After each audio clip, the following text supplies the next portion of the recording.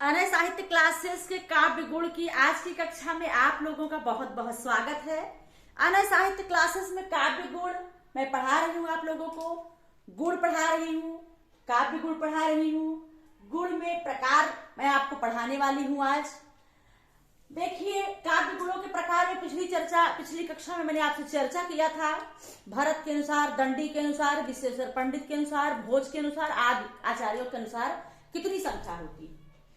काव्य गुण में सामान्यतः बताया गया 3 गुण होते हैं हिंदी में, ठीक है। अग्नि पुराण में 18 गुण माने संस्कृत में, ठीक है। तो इस प्रकार से आज आपको हिंदी में सामान्यतः 3 गुणों की चर्चा हम करेंगे।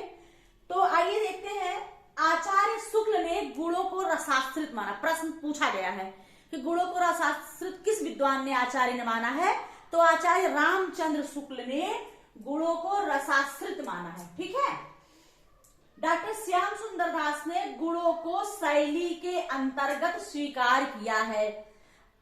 गुणों को शैली के अंतर्गत स्वीकार करने वाले आचार्य कौन है? श्याम सुंदर दास। अब आते हैं सामान्य गुण में।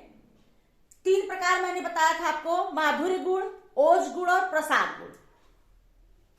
माधुर्य गुण की चर्चा होती है आज। माधुर्य गुण क्या होता है, आइए देखते हैं। संगीत के समान श्रुत मधुर ध्वनियां और कर्ण प्रिय सुकुमार पद लालित्यता से परिपूर्ण माधुर्य गुण, जो कि सहृदयों के हृदय को द्रवित करती है। मतलब जिस काव्य में पदलालित्यता होगी, सुकुमारता होगी, कर्ण प्रियता होगी, संगीत के समान मधुर प्रियता होगी, लोगों को अपनी तरफ आकर्षित करने का उसमें गुण होगा। माधुर्य गुण सहृदयों के हृदय को द्रवित करने वाली होगी, प्रभावित करने वाली होगी, वहां पर माधुर्य गुण होता है, ठीक है।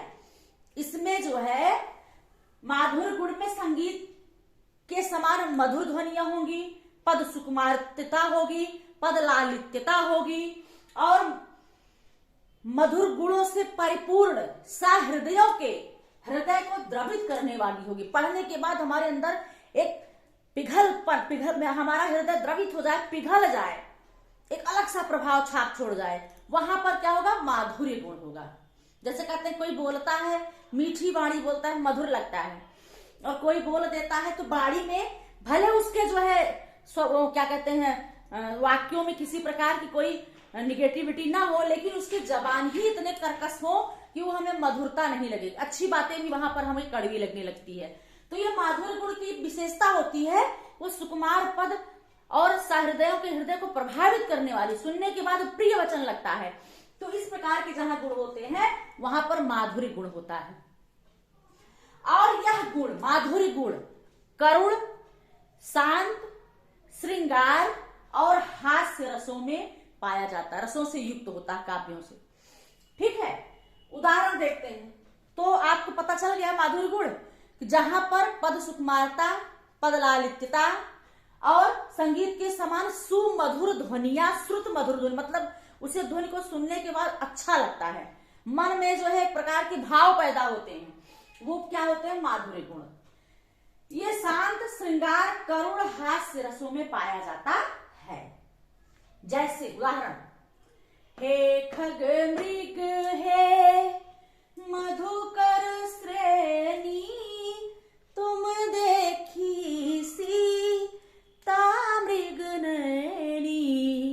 हे खग मृग हे मधुकर श्रेणी, तुम देखी सीता मृग नैनी।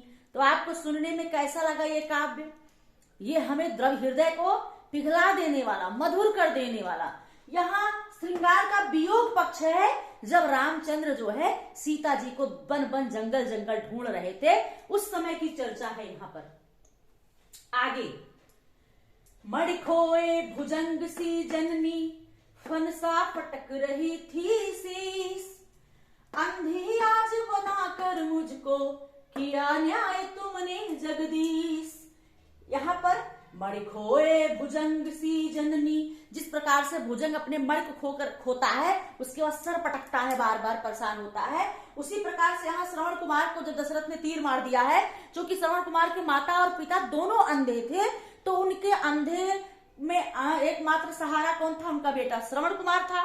जब उन्हें तीर लग जाता है, वो मर जाते हैं, तो उनकी माँ का विलाप है ईश्वर में कि मणि खोए भुजंग सी जननी। माता अपने भुजंग के समान, जिस प्रकार से भुजंग अपने मणि को खो करके शीश पटक के रोता है, उसी प्रकार से वह जननी अपने जो है उसी भुजंग के तरफ फन को, सर को पटक पटक के रो रही है। और अंधी आज बनाकर तुमने, कह रहा है, ऐ जगदीश, ऐ ईश्वर, आज आपने मुझे मेरे बेटे से छीन लिया, मेरे आंखों को छीन लिया, और आज ऐसा आप उन्हें आंखों को छीन करके मेरे साथ आपने अच्छा न्याय किया है। तो यहाँ पर क्या है? यहाँ पर भी करुण रस है। आगे, जब मैं था तब हर नहीं, अब हरि है मैं ना, शांत रस। यहाँ पर मैं और हरि की चर्चा होती है। यहाँ मैं माने होता है घमंड, जब घमंड रहता है, अहंकार रहता है, ईश्वर का वास नहीं होता है, और जब अहंकार खत्म हो जाता है तो हमारे अंदर हमें ज्ञान मिल जाता है, अहंकार खत्म हो जाता है, ईश्वर का वास हो जाता है। यहाँ शांत रस है, तो यहाँ पर माधुर्य गुण है। ठीक है, अगला है लता और सब सखिन लखाए, श्यामल गैर किशोर सुहाए। यहाँ भी कौन सा है गुण?